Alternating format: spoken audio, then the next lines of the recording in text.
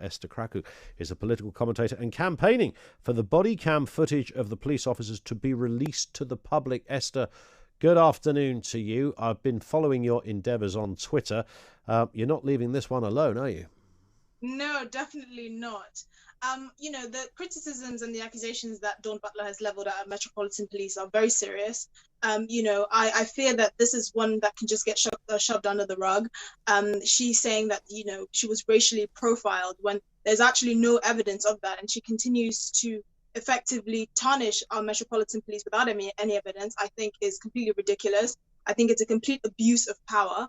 The video that she actually released didn't show her in a good light at all. I thought she was completely rude and spoke to the officers in a way that actually has no basis, because they were very apologetic and they were very polite. I'm actually campaigning to have the body cam footage of the police released, because I think it's important for someone to stand up for our police. Dawn Butler is the MP for a constituency that sees a lot of high crime rates, and for her to use this and to falsely accuse the police of racially profiling her is completely ridiculous. And I don't think this should just be taken lying down. I think someone should stand up for the police, because they actually do a very good job. And to constantly level criticism at them and to publish their faces on social media without any evidence that you actually racially profiled is disgusting. What do you think Dawn Butler sees as a black woman that you don't see as a black woman? I think she doesn't see fairness. I think she saw an opportunity to jump on social media, to put these public police officers' faces on social media and conduct a social media trial, just randomly, because she saw an opportunity to get 15 minutes of fame. And I think that's vile. I think that's, as someone who is a public servant, you should be very careful how you handle situations like this. There is no evidence of racial profiling. Yeah. I'm not one to jump up and just automatically believe horrible stories about our police. I actually like to have faith in our public services, because they actually do great work 99% of the time.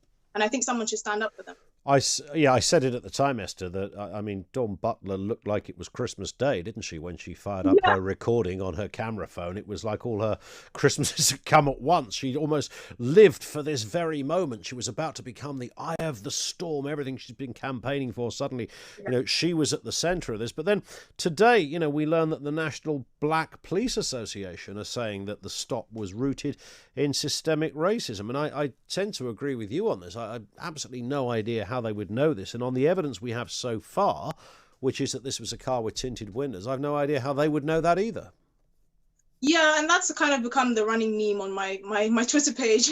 I think Dawn Butler looked like the happiest racially profiled woman on planet Earth. She was grinning like a Cheshire Cat. I don't know many victims of racism that are so happy about it.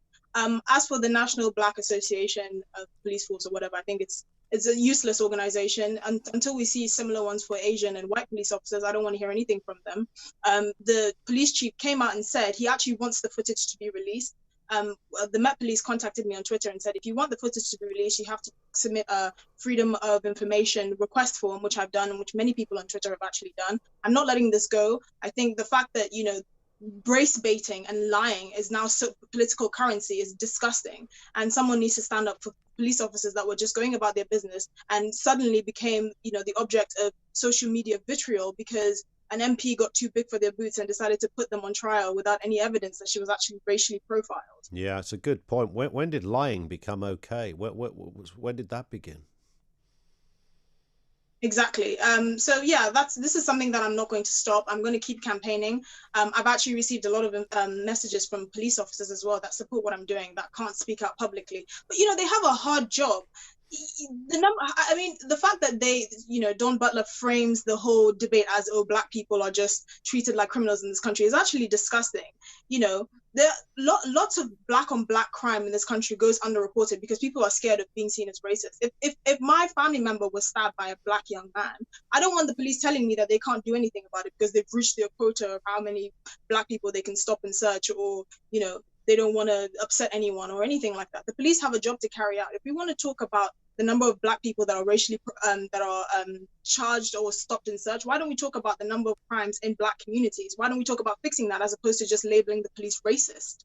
So just give me a little insight on that as you see it as a black woman, Esther, as to why it appears to have been impossible in some quarters for black communities, and I'm always hesitant to use the word communities, but areas where there is a larger black population, let's put it that way, why has it become tricky for some of those communities to look within rather than outwardly? Because at the moment it appears that every time we hear about a case such as this, we are looking around. Everybody's pointing. Dawn Butler is pointing fingers, attempting to find out, where the issue is here, what group of people is responsible for this, but not looking inwards.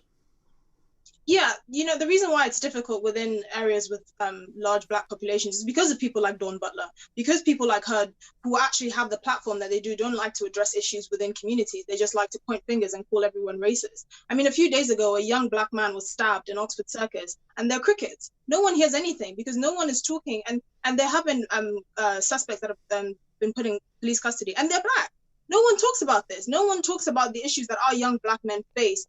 And the fact that a lot of people within these communities are not safe. We can't discuss this because, at the first sign of anything, when the police arrest anyone black, it's because they're racist or because, we're living in a society that, targets black people. It's ridiculous. I think we need to start having a serious conversation about what communities with high crime rates, regardless of the color of their skin, can do to solve those crimes in those communities, as opposed to just letting people like Dawn Butler getting away with lying about being racially profiled by the police. Esther, thank you. Esther Krakue, who is a political commentator campaigning for that body cam footage of the police officers to be released. She's put a Freedom of Information request in.